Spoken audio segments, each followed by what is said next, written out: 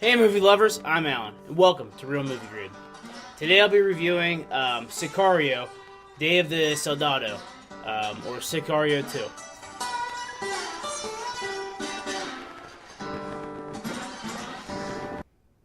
Sicario 2. So obviously it's a Taylor Sheridan movie, as was the first one. I think Taylor Sheridan's awesome, and he's really the king of contemporary westerns.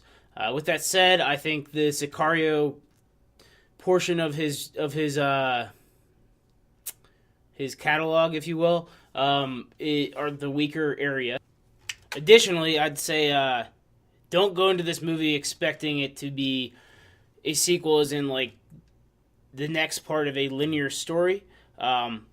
This movie was more of another story about the same people that were in the first Sicario. But it was still a great movie. I gave it a solid B. The screenplay definitely, it gets a 5. It was written very well. The pace timing was pretty good. I never really got bored. You're definitely always engaged. They really moved the movie along, and every scene contributed to the plot in some way. Though a lot of times it was disjointed, everything was woven together in the end.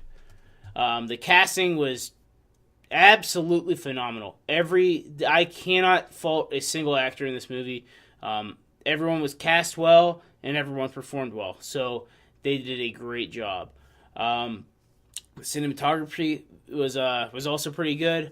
There's a lot of very interesting shots. I don't know if there's anything necessarily new, so I'm not going to max out that category, but it was still good.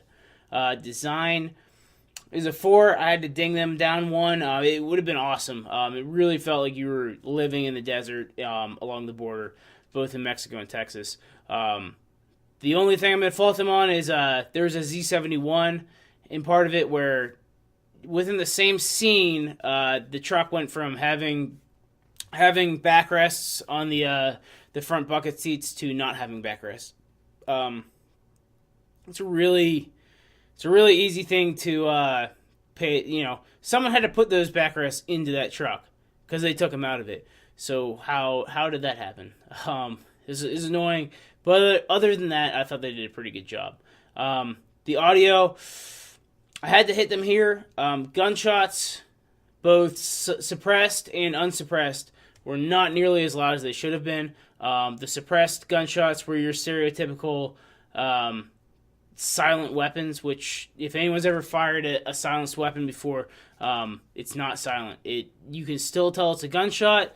It just doesn't rock your eardrums. So that definitely wasn't realistic. And then the gunshots themselves, there's a guy that was on a, I think it was a 7.62 mounted machine gun. It definitely did not blow. It definitely didn't shake the walls of the theater. So I think they didn't do very well on the audio for this movie. Though the soundtrack was cool.